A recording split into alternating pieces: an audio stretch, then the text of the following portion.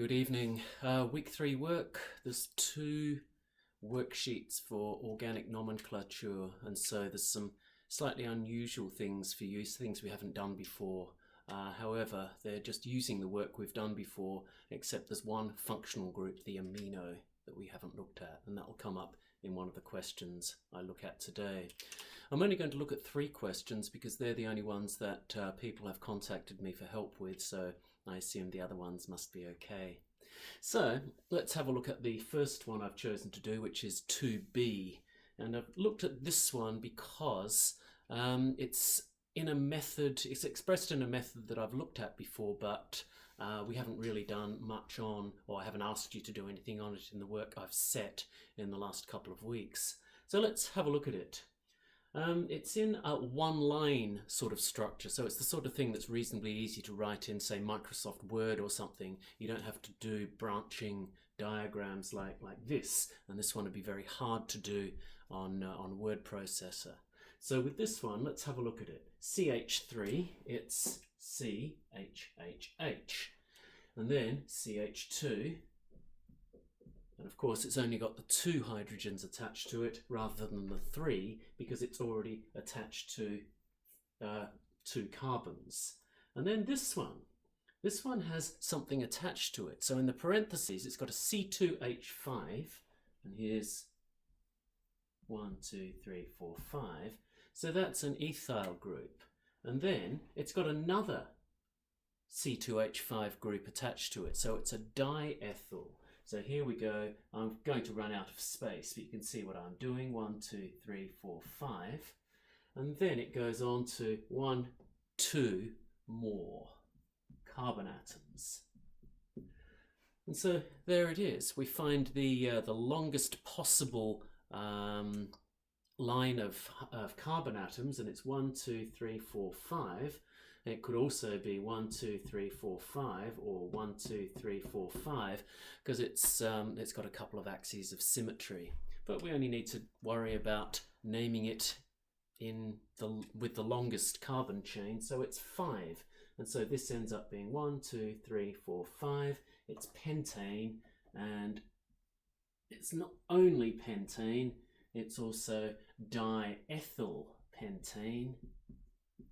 And then you have to specify which carbon atoms the ethyl groups are attached to, and so they are, let's get rid of that, 3, 3 diethyl pentane.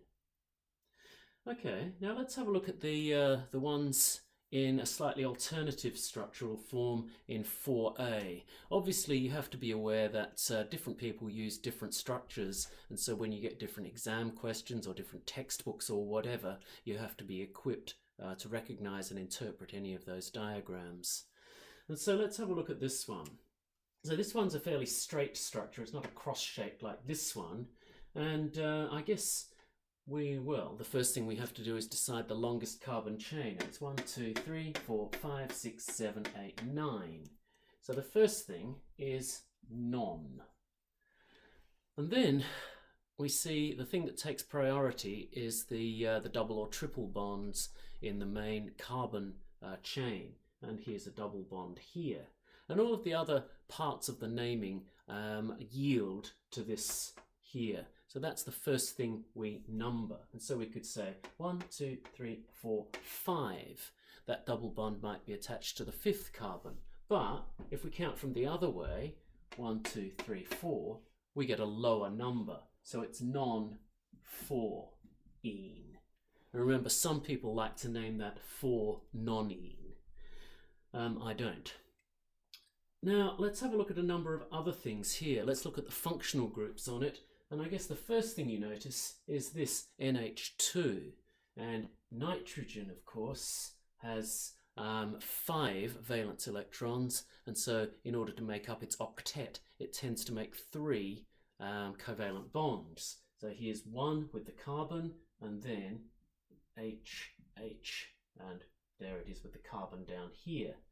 If you do biology, you'll have known that as part of an amino acid, because an amino acid is, of course, an organic molecule that has the amino group on one end of the molecule and a carboxyl group, the COOH carboxylic acid formation on the other end. And it makes it quite a versatile sort of molecule. But this one just has an amino group stuffed there. What else does it have? I've rubbed that one out a bit before, but let's see. It's got a methyl group and a methyl group and a methyl group and a methyl group.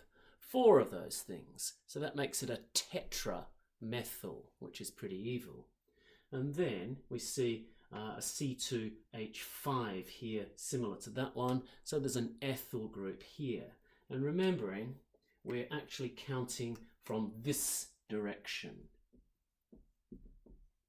And once you start naming a molecule by counting in one direction, you've got to stick to that numbering system. You can't name the double bond from one direction and then the amino group from another direction. So let's have a look what we're going to name this. All right, so ethyl is attached to 6. The tetra methyl, whoa, I'm running out of space.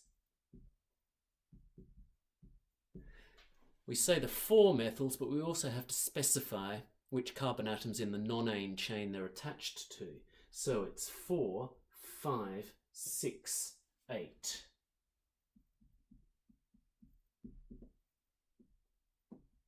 And then, of course, there's the amino group attached to carbon 8 as well. So it's 8